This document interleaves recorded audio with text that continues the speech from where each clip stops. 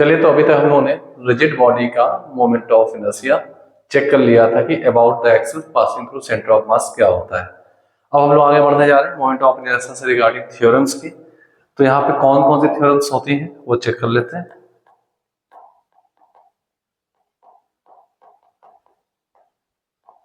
Theorems दो type की theorem आती है यहाँ पे। एक होती है theorem of parallel axis, theorem of parallel axis, और दूसरी है थ्योरम ऑफ परपेंडिकुलर एक्सिस। इनका यूज करके हम ढेर सारी अच्छी अच्छी प्रॉब्लम सॉल्व करते हैं। तो बहुत ध्यान समझिएगा, बहुत इंपॉर्टेंस है इन थ्योरम्स का। तो सबसे पहले समझते हैं थ्योरम ऑफ पैरेलल एक्सिस। तो start with theorem of parallel axis. First, theorem of parallel axis. Theorem of parallel axis में कैसे हम इसको सॉल्व करेंगे, चेक करते हैं। क्या इसका स्टेटमेंट है वो चेक कर लेते हैं। सपोज हमारे पास कोई भी एक अनडेफिनेट शेप की कोई बॉडी है, इसका मास m है। यहां के इसका सेंटर ऑफ मास होगा and this N axis passing through centre of मास। ये इसके सेंटर ऑफ मास से पास होने वाली एक एक्सिस है। इसके अबाउट जो आई लिखा जाएगा उसको ICM कहा जाएगा, moment of inertia of body about an axis passing through its centre of मास। ठीक है, ICM होगा। लेट अस सपोज हमें कोई दूसरी एक्सिस दी हुई है, यहां पे ये एक एक्सिस है और ये एक पॉइंट है।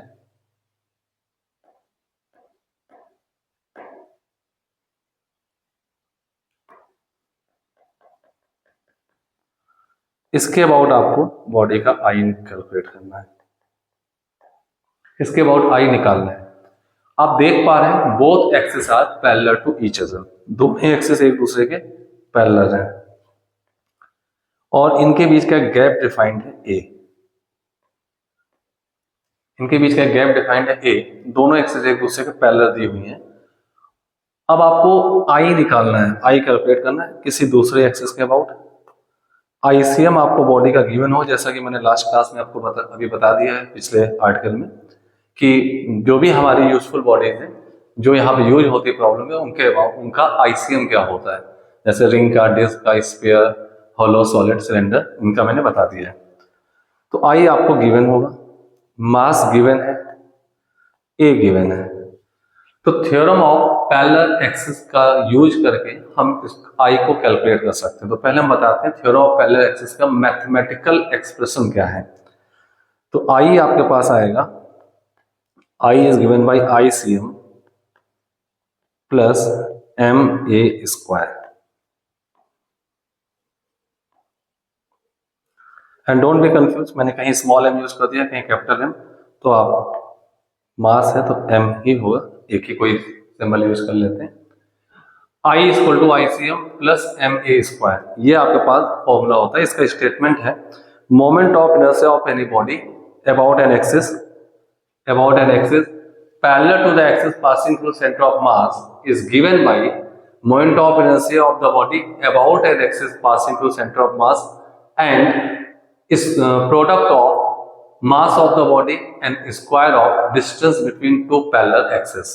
ठीक है, तो जो ये मैथमेटिकल एक्सप्रेशन लिखा है इसी को ही आपको एज ए स्टेटमेंट लिख देना है, तो ये आपका थ्योरम ऑफ पैरेलल एक्सिस का स्टेटमेंट हो जाता है। ठीक है, तो थ्योरम ऑफ पैरेलल एक्सिस का स्टेटमेंट मैं लिख देता हूं यहां पे, मोमेंट ऑफ इनर्शिया, ये इसलिए लिख रहा हूं कि जो बच्चे बहुत बेसिक से, यानी इनको 11th की भी तैयारी करनी है, 11th का भी एग्जाम देना है, तो वो कैसे लिखेंगे इसे मैं आपको लिख के बता रहा हूं। Moment of inertia of a body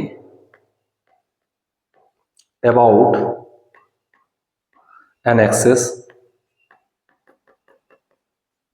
parallel to the axis passing through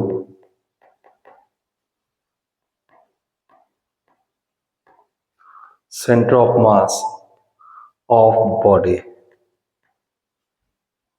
आई, ये आई है। इसके बारे में लिखा moment of inertia of a body about an axis parallel to the axis passing through centre of mass of body I is given by sum of, because this is the sum of two terms, sum of ICM यानी कि sum of short में लिख देता हूँ ICM, मतलब समझ गए, sum of moment of inertia of body about an axis passing to center of mass and product of mass and square of distance between two parallel axes। ये आप यहां पे स्टेटमेंट डाल सकते हैं, ठीक है। तो इस यहां पे मैंडेटरी कंडीशन है कि दो एक्सिस होनी चाहिए और दोनों ही पैरेलल होनी चाहिए और उनमें से एक एक्सिस बॉडी के सेंटर ऑफ मास से पास होती हुई होनी चाहिए, ये ध्यान रखिएगा। दो एक्सिस आपको देखनी है डायग्राम में, इसका यूज करते समय उनमें से एक एक्सिस सेंटर ऑफ मास से पास हो रही हो।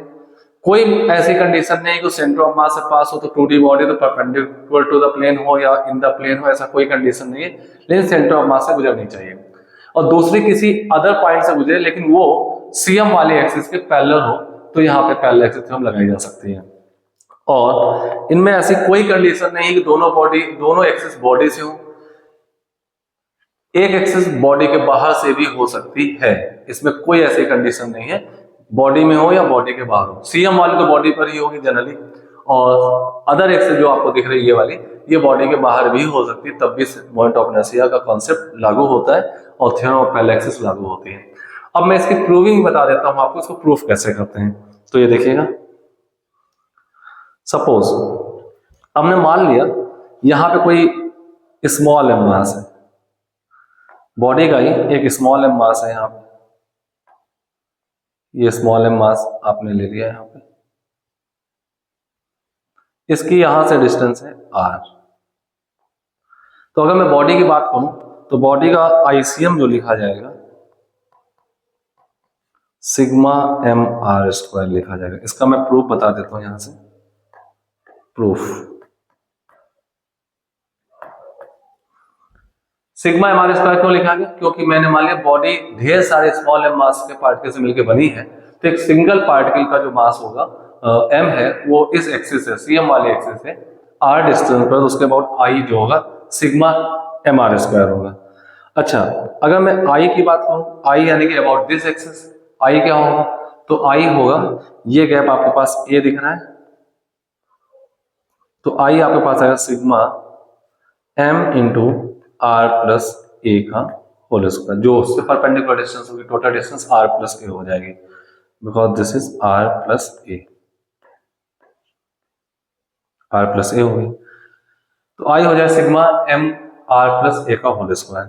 इसको मैं ब्रैकेट ओपन करूं तो ये आएगा sigma M R square plus sigma M into A square plus sigma 2mRA।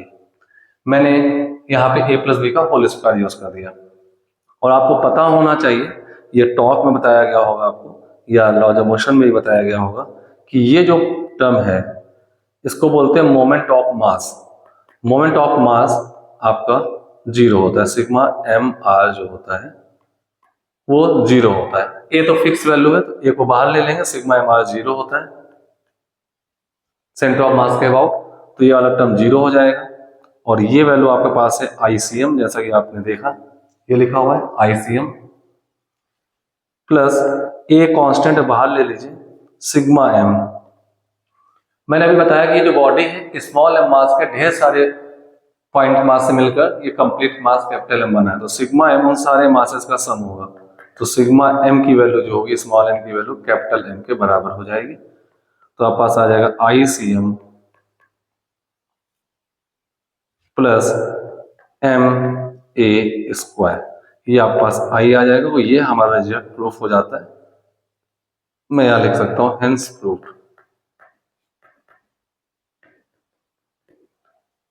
Hence proved. ठीक है, तो ये थ्योरम ऑफ पैरेलल एक्सेस थी, ये आप इसका यूज कर सकते हैं। अभी मैं दोनों एक्सेस का यूज करना बताऊंगा कैसे। तो अभी मैं एक दूसरी थ्योरम ले लेता हूं, theorem of perpendicular axes. Next case 2 है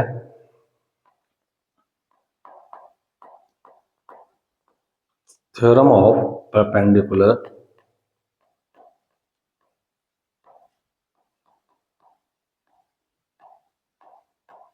access. Theorem of perpendicular axes क्या है? थ्योरम ऑफ परपेंडिकुलर एक्सेस क्या डिफाइन करती है? जैसे नाम से पता चल रहा है यहाँ कुछ परपेंडिकुलर एक्सेस होंगी, इसके पहले थ्योरम के नाम से पता चल रहा था कुछ पैरेलल एक्सेस होंगे। तो क्या डिफाइन करता है, तो मैं आपको बता दूं। सपोज ये कोई अनडेफिनिट शेप की बॉडी है, यहाँ पर 3 एक्सेस हो सकती हैं, आपको विजुलाइज करनी है, x, y and z. X, y and z. मैं जेड को डिफरेंट कलर से थोड़ा बनाना चाह रहा हूं, जैसे कि आपको कुछ एक डिफरेंस बता सकूं। सपोज जेड एक्सेस मैंने किसी और कलर से बना दी, ये जेड एक्सेस, ये कोई पॉइंट बॉडी का हो सकता है जहां से ये 3 एक्सेस पास हो रही हैं। मैं पहला यहां एक नोट लिख दूं, it is valid only for 2D bodies. ये सिर्फ 2D बॉडीज के लिए वैलिड है, इस बात को ध्यान रखिएगा। This theorem is valid only for 2D bodies, जबकि इसके पहले मैंने आपको जो बताया थ्योरम ऑफ पैरेलल एक्सेस, वो किसी भी बॉडी के लिए वैलिड है। जैसे 1D बॉडी मतलब दिस पेन, 2D बॉडी में ऐसे रिंग आ जाएगा, प्लेट आ जाएगी, ठीक है, ट्रायंगुलर प्लेट आ जाएगी, रेक्टेंगुलर प्लेट होगी, डिश होगी, वो होगी। और 3D बॉडीज में solid sphere, hollow sphere, cylinder, ये आ जाएंगे। तो पहली वाली theorem all kind of bodies के लिए वैलिड थी, पैरेलल एक्सेस की थ्योरम। और जो परपेंडिकुलर एक्सेस की थ्योरम है, it is valid only for 2D bodies, यानी कि ये थ्योरम रॉड के लिए एप्लीकेबल नहीं है। परपेंडिकुलर एक्सेस की थ्योरम, ये थ्योरम स्फीयर के लिए एप्लीकेबल नहीं है क्योंकि ये 3D में आ जाता है। ठीक है, तो it is valid for 2D bodies. अब मैं आपको बताऊं इस थ्योरम का स्टेटमेंट क्या है। अगर 2D बॉडी है, जैसे मैं कोई भी एक एग्जांपल ले लेता हूं, सपोज ये एक रेक्टेंगुलर प्लेट है, एक कॉपी है, रेक्टेंगुलर प्लेट है। तो अगर मैं देखूं जिस वॉल पे मेरा ये बोर्ड लगा हुआ है, इस वॉल पे, या ये आपको वॉल दिख रही है, तो यहां ओरिजिन मान लूं तो ये एक्स एक्सिस हो जाएगी, this one is y axis, ये दो हो गई। तो अगर मैं ऐसे ये बनाऊं तो ये आपका आउट द प्लेन जा रही है 3D में, आउट द प्लेन, तो ये जेड एक्सिस है। तो मैंने ऐसे ही ये z axis out the plane बनाई, तो ये हमारा बोर्ड जो है ये आपका एक 2D बॉडी है। 2D बॉडी यानी एक प्लेन पर, एक वॉल पे चिपका हुआ है। तो एक एक्स एक्सिस इसके प्लेन पर है, वाई एक्सिस भी इसके प्लेन पर है, तो इसका प्लेन एक्स वाई प्लेन होगा। तो ये दो एक्सिस एक्स और वाई इसके प्लेन से पास हो रही है, और तीसरी एक्सिस जो है परपेंडिकुलर टू द प्लेन आ रही है, जैसा हमने जेड एक्सिस दिखाई है।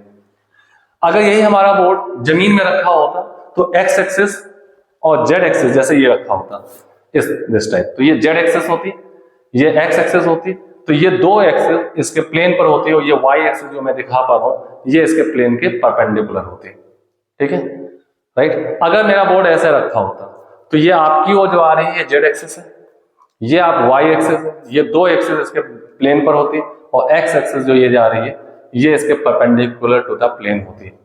तो अगर आप 3D बॉडी लेते हैं तो आपको यहां पे 3 एक्सिस देखनी है, 3 एक्सिस। इन 3 में से 2 axes on the plane of body होनी चाहिए। तो मैंने कहा एक 2D बॉडी के लिए एप्लीकेबल है, तो 2D बॉडी का अपना एक प्लेन होता है, तो उसमें 2 एक्सेस हो सकती हैं। यही अगर रॉड लेते तो उसका कोई प्लेन ही नहीं होता, तो ये थ्योरम एप्लीकेबल नहीं होती। आप सॉलिड स्फीयर लेते तो उसका एक वॉल्यूम होता है, तो तीनों ही एक्सेस उस स्फीयर में होती, तो भी एप्लीकेबल नहीं होती। तो 2D बॉडी में आपको 3 एक्सेस देखनी है, उनमें से 2 एक्सेस जो है बॉडी के प्लेन पर होनी चाहिए, और एक परपेंडिकुलर टू प्लेन होनी चाहिए, प्लेन ऑफ बॉडी। अगर ऐसा है तो हम डायग्राम में, जैसा मैंने आपको समझाया कि ये हमारा बोर्ड है, बोर्ड एक्स वाई प्लेन पर, तो एक्स एक्सिस और वाई एक्सिस इसके प्लेन पर है और जेड इसके परपेंडिकुलर है। तो थ्योरम ऑफ परपेंडिकुलर एक्सिस का स्टेटमेंट क्या है, पहले मैं मैथमेटिकल एक्सप्रेशन लिखता हूं। तो moment of inertia of body about z equal to moment of inertia of body about x plus moment of inertia of body about y. इसका statement ये हुआ, if there are three mutually perpendicular axes, if there are three mutually perpendicular axes, out of them two axes are on the plane of the body and third is perpendicular to the plane of the body, then the moment of inertia of the body about the third axis is given by the moment of inertia of the given by sum of moment of inertia of body about first two axes। ये statement लिखा हुआ है, ठीक है। तो मैं इसका statement भी लिख देता हूं जिससे कि आपको नोट्स बनाने में पूरी आसानी रहे। If there are three mutually perpendicular axes, out of them two axes are passing through plane of body and third is perpendicular to plane of body, then mi short में लिखो moment of inertia of body, moment of inertia of body about third axis, about third axis is given by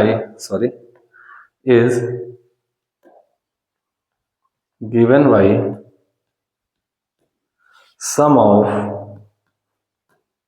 mi of body about first two axis। First two axis मतलब है x और Y के about जो body के moment of inertia का सम है वो Z axis के बॉडी के मोमेंट ऑफ इनर्शिया के सम के बराबर होगा।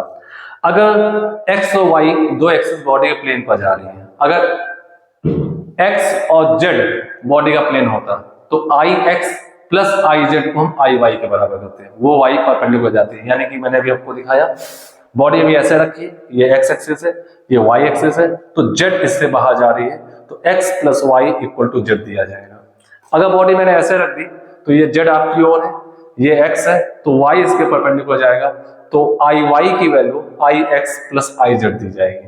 अगर ये बॉडी ऐसे रखी हुई है तो जेड आपकी ओर है, ये देखिए y इस बॉडी पर है, तो I y plus I Z की वैल्यू आई एक्स के बराबर दी जाएगी, तो x इसके परपेंडिकुलर आ जाएगा। देख पा रहे हैं, ठीक है। तो इस टाइप से हम इसको यूज कर सकते हैं। तो आपको देखना है यहां पे आपको तीन mutually perpendicular axis find out करनी है, उनमें से दो बॉडी के प्लेन पर होगी और तीसरी बॉडी के प्लेन के परपेंडिकुलर होगी, और इनका इंटरसेक्शन पॉइंट कोई जरूरी नहीं कि सीएम हो, ये कोई भी पॉइंट हो सकता है, ठीक है। तो हम इसका यूज ऐसे कर सकते हैं, ठीक है। चलिए तो इसका प्रूफ देख लेते हैं कैसे करना है।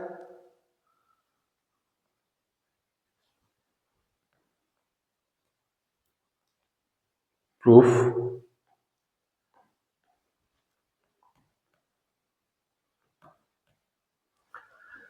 सपोज मान लेते हैं ये कोई बॉडी है जिसका टोटल मास m होगा, तो यहां पर भी हम कोई पॉइंट मास ले लेते हैं, सपोज दिस वन।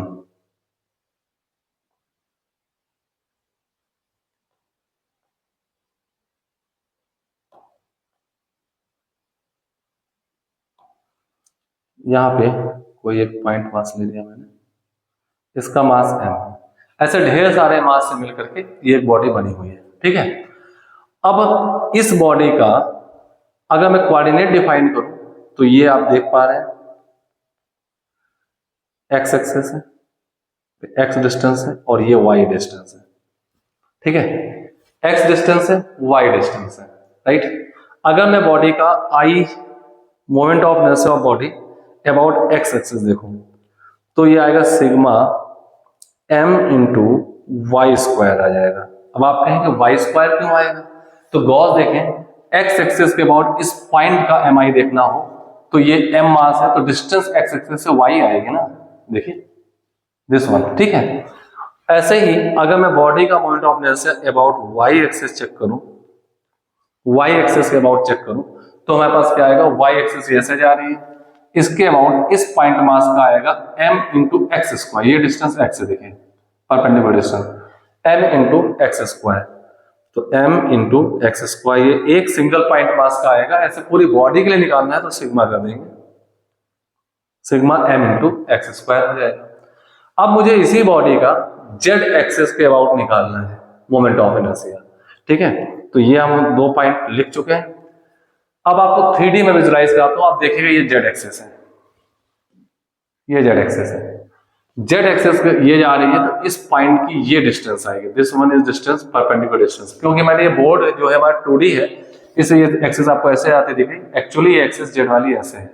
अब इस z एक्सिस से पॉइंट मास की डिस्टेंस ये आ रही है, ये डिस्टेंस जिसको मैं भी बना के दिखाता हूं, दिस वन। तो ये डिस्टेंस कितनी होगी, तो अगर मैं z एक्सिस से डिस्टेंस चेक करूं तो डिस्टेंस कुछ इस टाइप से आ जाएगी, दिस वन, ये डिस्टेंस r होगी। और अगर डायग्राम देखें तो r की वैल्यू आएगी under root x square plus Y square, x square plus Y square. तो आई अबाउट जेड देख लें बॉडी का, तो क्या आएगा, point of inertia of body about Z axis sigma m into R square होगा, which is equal to sigma m into R square. R आपने ऊपर लिखा है रूट और X square plus Y square, तो आर स्क्वायर आ जाएगा X square plus Y square. Bracket open कर दें, sigma M X square plus sigma M Y square, और sigma M X square I Y है, sigma M Y square I x है, तो यहां से प्रूफ हो जाता है I z equal to I y plus I x, hence proofed.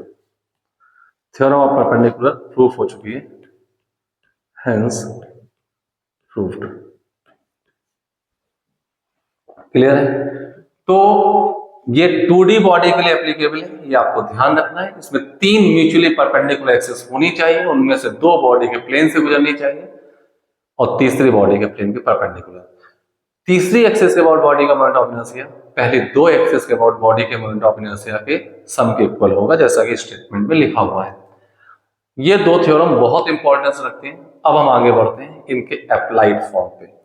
Problem करना बहुत जरूरी होता है, इनको कैसे अप्लाई करते हैं विजुलाइज कराता हूं मैं सारी चीजें आपको, और कुछ प्रॉब्लम करवाता हूं। एंड तक देखते रहिएगा, प्रॉब्लम बहुत मजेदार है, बेसिक प्रॉब्लम है कॉन्सेप्ट को समझने की। मैंने आपसे पहले ही कहा इस सीरीज की शुरुआत में कि रोटेशन पूरा मैं आपको कराऊंगा और एक टफ टॉपिक को बहुत आसान तरीके से आपको डिलीवर कराऊंगा, ठीक है। तो चलते हैं एप्लीकेशन पे।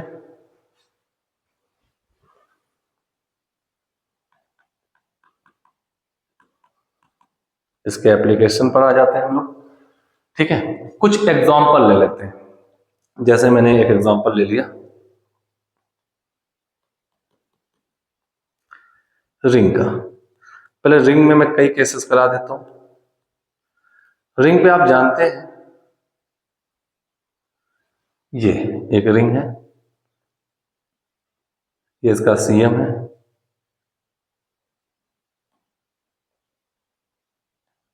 सेंटर ऑफ मास है, ये एक्सिस पास हो रही है।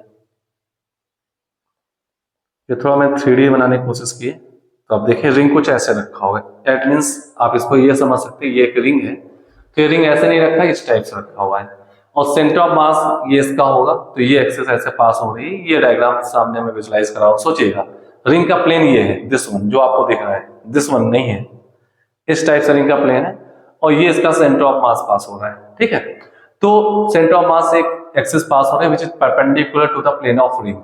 इसके अबाउट तो हमने पहले लिख दिया था कि इसके अबाउट आपका आंसर जो होता है दिस वन, इसी को आईसीएम कहते हैं, ये एम आर स्क्वायर होता है, जहां एम इसका मास है, आर इसके रेडियस है, ठीक है। अब मैं निकालना चाह रहा हूं इसी के ही पैरेलल एक एक्सिस पास हो रही है, मीन आप ये कह सकते हैं ये पॉइंट है, ये यहां से एक एक्सिस ऐसे पास हो रही है, ठीक है। मुझे इसके अबाउट मोमेंट ऑफ इनर्शिया निकालना है, आई कैलकुलेट करना है। अब इसके about moment of inertia calculate करना है, तो आप देख पा रहे हैं इसको, इस एक्सिस को क्या बोलेंगे, M I of ring about an axis tangent to ring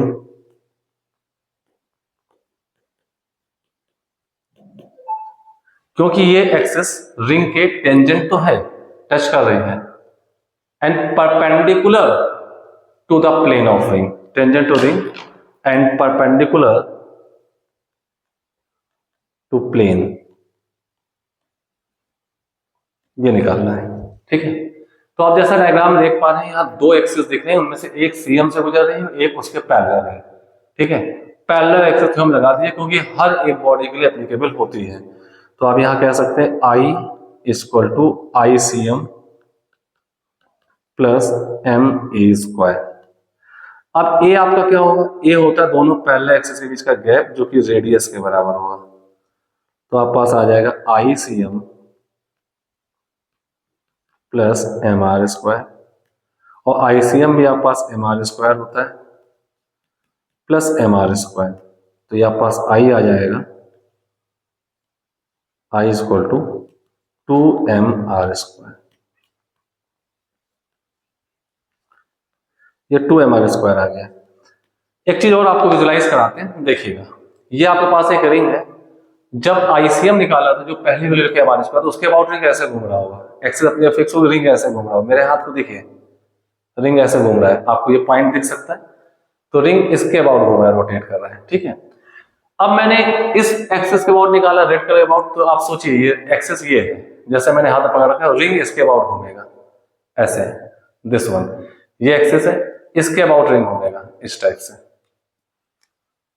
this one ऐसे है, इस टाइप से एक्सिस रिंग घूमते घूमते ऐसे घूमेगा, ये एक्सिस अपने फिक्स होगी, ठीक है, क्लियर। इस टाइप से यहां से सोचिए एक्सिस पास हो रही है और ये ऐसे घूम रहा है, दिस वन ऐसे घूमेगा रिंग, क्लियर। तो तब इसका मोमेंट ऑफ इनर्शिया यानी जो रोटेशनल मोशन में होने वाले चेंज का जो अपोज करता है, जो मोमेंट ऑफ इनर्शिया की बेसिक डेफिनेशन है, वो 2mr स्क्वायर होगा। अब मैं बात कर लेता हूं रिंग का प्लेन दिखाता हूं वो क्या होता है, ठीक है। तो ये पहला केस था हमारा, एग्जांपल 2। अब मैं रिंग को आपके बोर्ड पर ही दिखा रहा हूं, देखिएगा एग्जांपल 2 का डायग्राम मैं यहां ले लेता हूं, एग्जांपल 2, थोड़ा स्पेस बच जाएगा, आपको समझने में आसानी रहेगी।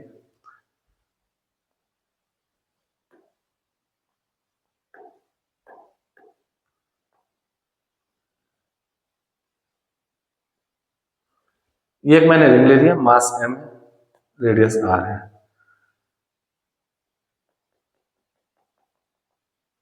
यहां पे इसका ये cm है,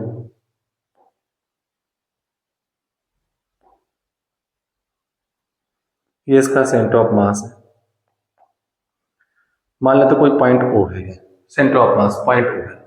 अब आपका रिंग आपके वर्ड का प्लेन पर है, वो प्लेन ऑफ बोर्ड पर है, तो रिंग ये ऐसे रखा, सपोज ये ऐसे रिंग रखा है, सेम साइज का भी बन गया, ये भी अच्छी बात है, ठीक है। तो ये रखा हुआ है, अब इसके सेंटर से ये एक एक्सिस पास हो रही है, ये इसके अबाउट आप जानते हैं moment of inertia mr square होता है, ठीक है। तो इसके अबाउट जो मोमेंट ऑफ इनर्शिया है दिस वन, ये mr स्क्वायर होता है, यानी कि एक्सिस आईओ ही यहाँ पे आईसीएम हुआ, आईओ सिंगल पॉइंट लिखा है, मतलब परपेंडिकुलर टू द प्लेन है, इसी को आईसीएम कहते हैं, ये mr स्क्वायर होगा और यही आईसीएम होता है। अब दूसरा पॉइंट हमारा जो है M I of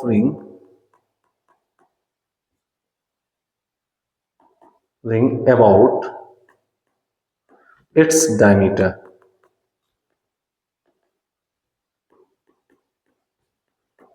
diameter about इसका एम आई क्या होगा। इट मीन्स ये एक ऐसे एक्सिस पास हो रही है इसके about. And don't be confuse कि डायमीटर रिंग में ढेर सारे होंगे। आप ये देख रहे हैं ये भी डायमीटर है, ऐसे पास हो गया एक्सिस तो ये भी डायमीटर है, ऐसे पास हो ये भी डायमीटर है, ऐसे पास हो ये भी डायमीटर है। तो कोई भी डायमीटर, तो मैं शॉर्ट में डायमीटर लिख दिया। तो इसके अबाउट आपको एम आई चाहिए, कैसे कैलकुलेट करेंगे। तो डायमीटर की एक्सिस मैंने पहला डायमीटर ये बना दिया है। अब यहाँ पे परपेंडिकुलर एक्सिस के थ्योरम का यूज होगा। कैसे यूज होगा वो मैं आपको दिखाता हूँ। यहाँ पे जब भी आप परपेंडिकुलर एक्सिस थ्योरम लगाने जाएंगे तो आपको अपने मन से यहाँ पे 3 परपेंडिकुलर एक्सिस चाहिए ही होंगी। आपको एक पहली एक्सिस बोर्ड में दिख रही है, इसके अबाउट निकालना। ये एक एक्सिस है जो मैंने आपको पेन के थ्रू दिखा रखी है, इसकी सीएम वाली एक्सिस है। इसके अबाउट आप जानते हैं एमआर स्क्वायर होता है। 2 देख रहे हैं जिनमें से एक उसके प्लेन पर, एक परपेंडिकुलर टू द प्लेन है। तीसरी हमें और मिल जाए तो हम परपेंडिकुलर एक्सिस के थ्योरम लगा सकते हैं। तो हमने एक जुगाड़ लगाया कि आखिर ये भी तो एक डायमीटर है, एक्सिस नंबर 2 ये भी डायमीटर है। अब आप देखिए यहाँ पे आपको 3 एक्सिस दिख रही हैं, 3 में से 2 एक्सिस 1 एक्सिस 2 बॉडी के प्लेन पर है, दोनों ही डायमीटर है। और एक एक्सिस ये दिख रही है आपको, पेन से देखिए 3 में से 2 बॉडी के प्लेन पर है, एक आउट सब प्लेन है। तो I about 1 plus I about 2, 1 और 2 दोनों ही डायमीटर है, दोनों का सेम वैल्यू होगा। तो I about 1 plus I about 2 equal to I about O ही सीएम है। ठीक है, तो ये आपके पास आएगा। तो यहाँ पे by using perpendicular axis theorem जब भी आपको लगानी होगी तो आपको 3 एक्सिस अपने मन से बनानी है, विजुलाइज करनी है। तो ये विजुलाइजेशन बहुत जरूरी है कि कौन से 3 एक्सिस में जिनमें से हमें कुछ के अबाउट पता हो, कुछ सिमेट्रिक हो, जिनकी वैल्यू सेम हो। तो I1 I2 सिमेट्रिक है, इनकी वैल्यू सेम होगी, तो मैं तुरंत यहाँ पे आंसर दे सकता हूँ। तो मैं कह सकता हूँ IO I1 plus I2 MI of ring about axis 1 MI of ring about axis 2, दोनों प्लेन तो उनका sum is equal to MI of ring about axis O का मतलब है perpendicular to the plane. By default ये दोनों value same है, दोनों ही डायमीटर है, I1 और I2 सेम है, सिमेट्रिक है। तो इसको हम I लिख सकते हैं। लेट I मान लें इसको, क्योंकि मैं निकालना था। तो 2I बन जाएगा इक्वल टू IO ही ICM है आपका। तो 2I equal to MR square. तो I अबाउट डायमीटर आपके पास MR स्क्वायर बाई 2 आ जाएगा, and that become your answer. ये आपका आंसर है। ठीक है, डायमीटर अबाउट इसका answer MR square by 2 calculate हो जाएगा। इसका मीन्स क्या रहा, डायमीटर अबाउट आई का मतलब क्या रहा। ये रिंग है तो ये कैसे मूव करेगा, ये रिंग है, डायमीटर अबाउट कैसे मूव करेगा। तो जैसे सपोज मैंने यहाँ 2 जगह डायमीटर पकड़ा, रिंग ऐसे रोटेट करेगा। अब इसका डायमीटर मैं आपको दिखाता हूँ। सपोज दिस वन, ये इसका डायमीटर आपको दिख रहा हो, तो रिंग इसके अबाउट ऐसे रोटेट करेगा, दिस वन। आप इसका रोटेशन देख पा रहे हो, इसके अबाउट ऐसे ऐसे रोटेट करेगा। ठीक है, तो रिंग का MI इस टाइप से कैलकुलेट किया जा सकता है। अब एक और लिखा देते हैं रिंग पे। जैसे मैं रिंग पे कर रहा हूं ऐसे आपको डिस्क में कैलकुलेट करके मुझे आंसर देने हैं। ठीक है, चलिए नेक्स्ट केस 3, एग्जांपल 3।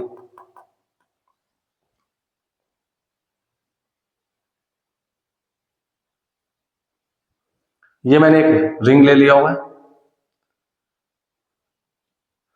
अब मैं इस पे एक टेंजेंट ड्रॉ करता हूं। इसका मास m है, रेडियस r है। एक ऐसे टेंजेंट आ गई, सपोज दिस वन, ये यहाँ पे टच कर रही है। ठीक है, इसके अबाउट मुझे I निकालना है, कैलकुलेट करना है। अब ये रिंग जो है ये आपके प्लेन पर ही है, ये रिंग आपके प्लेन पर है इस टाइप से, दिस वन। और ये आपकी एक एक्सिस पास हो रही है इसी टेंजेंट पे। आप ये डायग्राम विजुलाइज कर सकते हैं। इसके अबाउट मुझे कैलकुलेट करना है। ठीक है, राइट। अब इसको कैसे कैलकुलेट करेंगे, मास m है, रेडियस r है। तो अभी आपने ऊपर एक चीज कैलकुलेट की, डायमीटर के अबाउट, ध्यान दीजिएगा। तो मैं कलर चेंज कर लेता हूं। ये इसका सेंटर ऑफ मास होगा, ये इसका CM और ये डायमीटर है रिंग का, ये पूरी डार्क एक्सिस में दिखा रहा हूं, ये डायमीटर है। इसके अबाउट जो जब रिंग रोटेट करेगा तो इसको I डायमीटर बोलेंगे। इसकी वैल्यू आपने mr²/2 कैलकुलेट किया, अभी ऊपर कैलकुलेट, ये लिखा हुआ देखिए mr²/2, ठीक है। अब बाय डिफॉल्ट ये सेंटर ऑफ मास से भी गुजर रही है, देखिए मुझे इससे मतलब नहीं कि परपेंडिकुलर हो सेंटर ऑफ मास से या ऑन द प्लेन, कोई फर्क नहीं पड़ता, सेंटर ऑफ मास से गुजर रही हो, इसके अबाउट निकालना है। और आपको पता है इन दोनों के बीच का गैप जो होगा रेडियस ऑफ रिंग के बराबर होगा, रेडियस ऑफ रिंग के बराबर होगा। तो यहां by theorem of parallel axis, parallel axis का थ्योरम लगाए और हम सॉल्व कर सकते हैं। तो हम देख रहे हैं I = ICM plus MA²। ICM का मतलब रिंग में हमेशा ये मत समझ लीजिएगा कि वो ये वाली एक्सिस है, ऐसा नहीं है। इन गिवन केस ICM मतलब centre of mass of axis है, बट वो डायमीटर है, वो परपेंडिकुलर टू द प्लेन नहीं है, अब ये ऑन द प्लेन है। तो यहाँ पे ICM जो ये वाला है इसे वो I डायमीटर लिखा जाएगा प्लस M, A की जगह R का यूज कर दिया जाएगा। तो यही जो R है this is equal to A according to theorem of parallel axis. I about diameter है mr²/2 प्लस mr²। तो I आपके पास अबाउट द टेंजेंट आ जाएगा 3/2 mr²। और यही हमारा एक थर्ड एग्जाम्पल था अबाउट द रिंग, रिंग के अबाउट ये थर्ड एग्जाम्पल था हमारा, ठीक है। अब मैं आपको कुछ TYS दे रहा हूं, ध्यान से देख लीजिए। तो रिंग पे ये 3 एक्सेस पूछी जा सकती है। तो रिंग पे कौन कौन से 3 एक्सेस होंगे? पहली एक्सेस ये होगी जो आपको डायरेक्टली याद रखनी है, ICM mr²। दूसरा डायमीटर हो गया, इसके अबाउट आपने देखा mr²/2 आया था। तीसरा टेंजेंट ऑन द प्लेन हो गई, इसके अबाउट आपका आंसर आया है 3/2 mr²। और चौथा, अगर मैं यहाँ कोई पॉइंट P कहूं तो सेंटर ऑफ मास से parallel perpendicular to the plane एक टेंजेंट है, तो इसके अबाउट कहूं तो ये मैंने ऊपर निकाला है जो कि 2 mr² है। तो मैं रिंग की समरी कर देता हूं, वो चेक कर लीजिए कैसे आएगी। तो मैं फाइनल इसमें एक समराइज करके रिजल्ट लिख देता हूं। कुछ एक्सेस होंगे, ये रिंग बन चुका है, एक एक्सेस हो गई और एक दूसरी एक्सेस बना दे रहा हूं ऐसे 1 2, एक पॉइंट होगा ऐसे यहाँ पे पॉइंट P होगा और एक इसका सेंटर ऑफ मास ये O होगा, इसी को मैं CM कह देता हूँ, ठीक है। तो मैं आपको दिखाऊं कैसे कैसे इसको यूज कर सकते हैं। रिजल्ट है, इसके अबाउट रिंग अगर रोटेट करेगा तो IO, यही ICM भी है, ये mr² होगा। अगर P के अबाउट रिंग रोटेट करेगा परपेंडिकुलर तो प्लेन होगी तो IP 2 mr² होगा, मैंने ऊपर निकाला है। अब अगर डायमीटर अबाउट रोटेट करेगा, इसके अबाउट रोटेट करेगा, ठीक है, तो I अबाउट डायमीटर रोटेट करेगा तो ये आपके पास हो जाएगा डायमीटर के अबाउट, अभी हमने निकाला देखिए ऊपर 3/2 mr²। और अगर रिंग डायमीटर हो गया है, P हो गया है, कौन कौन से मैंने निकाल दिए, P के अबाउट निकाल दिया, इसके अबाउट निकाल दिया, डायमीटर अबाउट निकाल दिया, 4 आंसर में निकाले थे। डायमीटर अबाउट हो गया है, 2 mr² टेंजेंट के अबाउट हो गया, P के अबाउट, ठीक है, डायमीटर के अबाउट हो गया और mr²/2 था इसका किसके अबाउट, डायमीटर के अबाउट mr²/2 था। बट ये मैंने टेंजेंट के अबाउट निकाला था, ये हम गलत लिख गया, टेंजेंट के अबाउट है यानी कि अबाउट एक्सिस दिस, तो ये गलत हो गया है। तो डायमीटर के अबाउट mr²/2 होगा, ये लिखा देखिए diameter about mr²/2, diameter about mr²/2 हो जाएगा और I अबाउट टेंजेंट 3/2 mr², ये टेंजेंट ऑन प्लेन है और ये परपेंडिकुलर टू प्लेन है, ठीक है। ये आपके पास हो चुके हैं। ऐसे ही मैं आपको TYS दे रहा हूं, आपको कैलकुलेट करके बताना है। ट्राई योर सेल्फ है, आपको कैलकुलेट करके बताना है। बताइएगा TYS। इसके आंसर जरूर बताइएगा मुझे कमेंट बॉक्स में कि आपने क्या वैल्यूज निकाली हैं। अब मैं आपके सामने एक डिश लेने जा रहा हूं।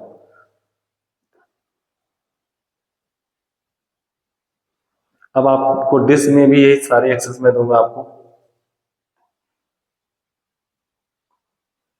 एक्सेस के कलर बदल देता हूं।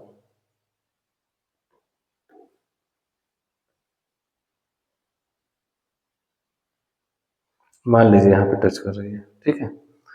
तो आपको M मास R रेडियस की एक डिश है। पहला तो आपको बताना है सेंटर ऑफ मास ये है O, IO यानी कि ICM बताना है, ठीक है। इसके बाद I एक्सेस 1 है, इसके अबाउट I1 बताना है। इसी को I डायमीटर भी कह सकते हैं, डायमीटर। फिर आपको I अबाउट पॉइंट P बताना है। इसको मैं यहाँ पॉइंट P लिख दूँ। पॉइंट P के अबाउट घूमेंगे, यानी कि भी टेंजेंट है, परपेंडिकुलर प्लेन है। IP आपको कैलकुलेट करना है। P लिखने का मतलब होता है ये एक्सेस ऐसे पास हो रही है, जैसा मैंने अभी रिंग में भी किया था, ठीक है। और इसके साथ साथ आपको I टेंजेंट एक्सेस नंबर 2, इसके अबाउट अगर घूमेगा, रिंग रोटेट करेगा, तो I2 बताना है। इसी को I टेंजेंट भी कह सकते हैं। तो ये TYS है, ये आपको खुद करके बताने हैं और इसके आंसर मुझे कमेंट बॉक्स में रिप्लाई जरूर करें आप, ठीक है। अब आगे बढ़ते हैं इसके अगले पॉइंट पे। एक और एग्जांपल ले लेते हैं, नेक्स्ट एग्जांपल। अब मैं एक स्क्वायर प्लेट ले लेता हूं, उसका MI कैलकुलेट करते हैं और इन थ्योरम्स का यूज करेंगे। जैसे स्क्वायर प्लेट के पहले मैं एक स्फीयर ले लेता हूं। सपोज ये आपके पास एक सॉलिड स्फीयर है, सॉलिड स्फीयर है। अगर ये आपका इसका डायमीटर है, तो इसके अबाउट ही आपने इसका MI लिखा था, दिस वन। इसके अबाउट ICM ही था ये, 2/5 mr²। अब अगर मैं इसी में ही टेंजेंट के अबाउट अगर आपसे पूछूं, टेंजेंट भी कोई भी टेंजेंट होगी, सबके अबाउट सेम आंसर होगा। तो अबाउट द टेंजेंट अगर मैं आपसे पूछूं कि क्या होगा, टेंजेंट के अबाउट अगर मैं इसके अबाउट कैलकुलेट करना चाहता हूं, तो आई आपके पास आ जाएगा 2/5 mr²। पैरेलल एक्सिस की थ्योरम लग जाएगी, इसके अबाउट आई निकालना है और ये ICM होता है, ठीक है। और गैप होगा आर के इक्वल 2/5 mr² प्लस mr²। ये आपके पास आ जाएगा 7/5 mr²। ये आंसर है। ऐसे आप हॉलो स्फीयर के निकाल सकते हैं, सिलेंडर्स के निकाल सकते हैं, तो वो मैं नहीं करने जा रहा हूं। एक अगला एग्जांपल लेते हैं। नेक्स्ट एग्जांपल है हमारे पास एक स्क्वायर प्लेट का।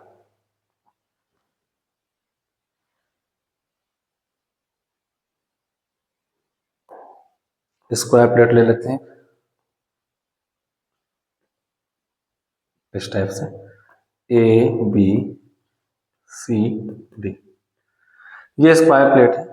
अगर एग्जैक्टली स्क्वायर प्लेट कुछ ऐसे मान सकते हैं आप, जैसे ये कोई एक स्क्वायर प्लेट, वैसे देखने में रेक्टेंगुलर है, अवेलेबिलिटी नहीं थी मेरे पास, तो कुछ एक स्क्वायर प्लेट है और ये इसका CM दिख रहा है।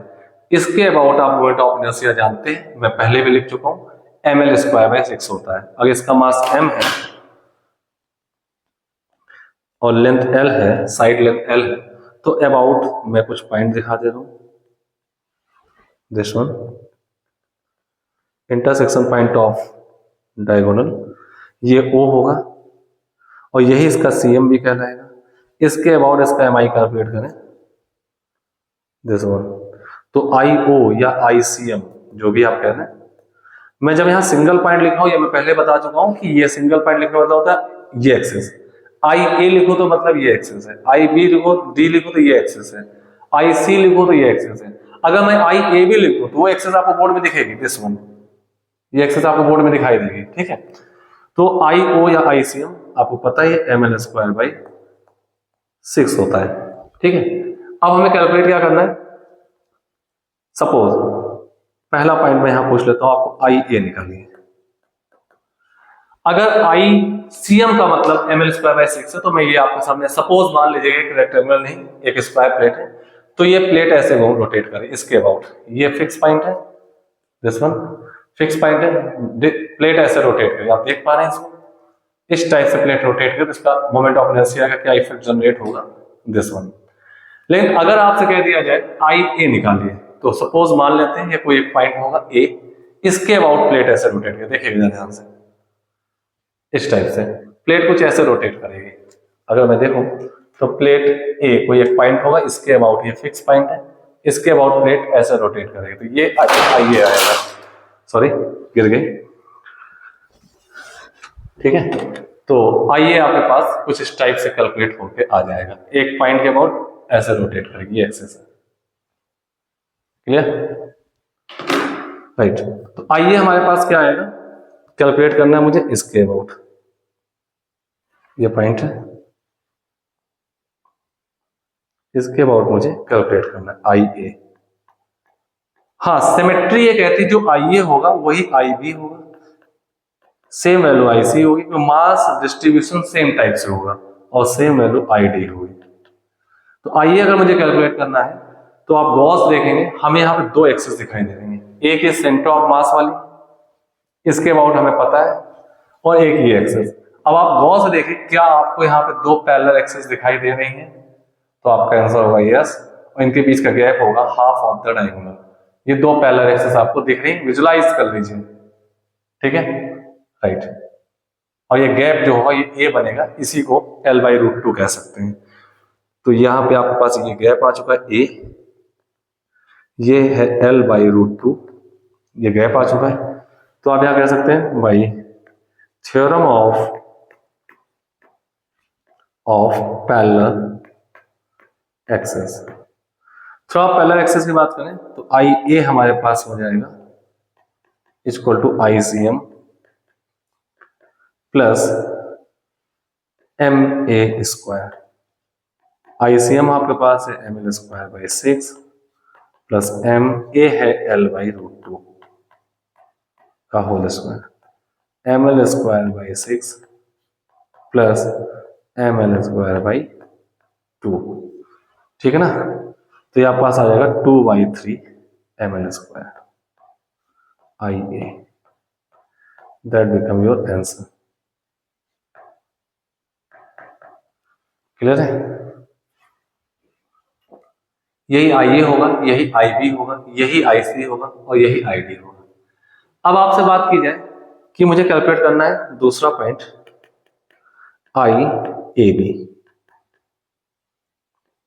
ए बी कैलकुलेट करना है। इसका मतलब ये एक्सिस आपको बोर्ड में दिख रही होगी, जब आई ओ था तो ये आपको नहीं दिख रही थी, परपेंडिकुलर थी, आई ए था तो भी परपेंडिकुलर थी, बट आई ए बी आ चुका तो आपको बोर्ड में दिख रही है एक्सिस। तो इसका मतलब ये हुआ कि ये आपके पास है, this one is side A B, तो ये एक्सिस पास हो रही है, मुझे इसके अबाउट एम आई कैलकुलेट करना है, यानी इसके अबाउट बॉडी कैसे होगी, कुछ इस टाइप से रोटेशन होगा, ऐसे इस टाइप से कुछ रोटेशन होगा, ठीक है। तो अब इसका क्या एम आई जनरेट होगा वो हमें निकालना है। तो आई ए बी आपको कैलकुलेट करना है, तो कंफर्म हो जाएगी सिमेट्री से जो आई ए बी है वही आई बी सी है, वही आई सी डी है और सेम इज आई डी है, ये आपको कैलकुलेट करना है, ठीक है। अब आप ध्यान देखें, दो थ्योरम आप पढ़ चुके हैं, कौन सी थ्योरम आप यूज करना चाहेंगे यहाँ पे। सिमेट्री कह रही है कि जो आई ए बी होगा वही आई ए डी होगा, तो वो देखो ये एक ए बी वाली एक्सिस, मैं इन दोनों एक्सिस को एक्सटेंड करता हूं, ये ए बी वाली एक्सिस ये एक्सटेंड हुए, दिस वन, और ए डी वाली एक्सिस को एक्सटेंड कर दीजिए, ये देखिए। तो ये दो एक्सिस एक्सटेंड हो चुकी हैं, दोनों ही परपेंडिकुलर टू ईच अदर है और ऑन द प्लेन है। और एक ये एक्सिस देखिए, ये अभी आपने इसका आंसर निकाला है, आपको यहाँ तीन एक्सिस दिखाई दे रही है, तीन एक्सिस में आई ए जो ये एक्सिस इसका आंसर आपने निकाला, ये प्लेन के बाहर परपेंडिकुलर टू द प्लेन है, और ये दो एक्सिस इसके प्लेन पर, तीनों ही म्यूचुअली परपेंडिकुलर है, तो यानी कि आपकी यहाँ पे थ्योरम ऑफ परपेंडिकुलर एक्सिस की कंडीशन वेरीफाई हो रही है। तो by theorem of perpendicular axis, theorem of perpendicular axis की बात कर लें तो उससे सॉल्व कर सकते हैं। आई ए, आपको ए बी निकालना, I A B plus I A D, ये दोनों ही परपेंडिकुलर हैं एक दूसरे के। I A B I A D, by default I A B और आई ए डी दोनों सेम होंगे। क्यों सेम होंगे? सिमेट्री से। आई जो ए बी जो आएगा वही आई ए डी आएगा, क्योंकि both are sides of same square is equal to I A. I A B plus I A D equal to I A, ये आई ए आपका आ चुका है। ठीक है, ये दोनों इक्वल है तो equal twice of I A B लिखते हैं। और आई ए आपके पास है, आपने कैलकुलेट किया 2/3 ml स्क्वायर, 2 से 2 कैंसिल कर दीजिए तो आई ए बी आ जाएगा ml square by 3। I A B आ जाएगा ml square by 3 and that become your answer. एक आपको जादू दिखाता हूं, एक सिमेट्री का केस दिखाता हूं। सिमेट्री को विजुलाइज करिए। मोमेंट ऑफ इनर्शिया जो होता है वो mass and type of distribution of mass पे डिपेंड करता है। यानी कि टाइप ऑफ डिस्ट्रीब्यूशन से हमारा मतलब है कि मास एक्सिस ऑफ रोटेशन से कितना दूर और किस तरीके से फैला हुआ है, डिस्ट्रीब्यूटेड है। तो अगर किसी केस में सारे सिमेट्रिकली डिस्ट्रीब्यूशन होते हैं तो हम उसको पॉइंट मास मान के भी काम चला सकते हैं। सोचिएगा, आपको इस ए बी एक्सिस के अबाउट मोमेंट ऑफ इनर्शिया चाहिए। ठीक है, ये सारा मास कुछ ना कुछ डिस्टेंस पर है। अगर आप सोचिए इधर से और इधर से ऐसे फोर्स लगाएं, इसको कंप्रेस कर दें। ठीक है, यानी कि आप एक ऐसे फोर्स लगाइए, मैं आपको दिखाता हूं।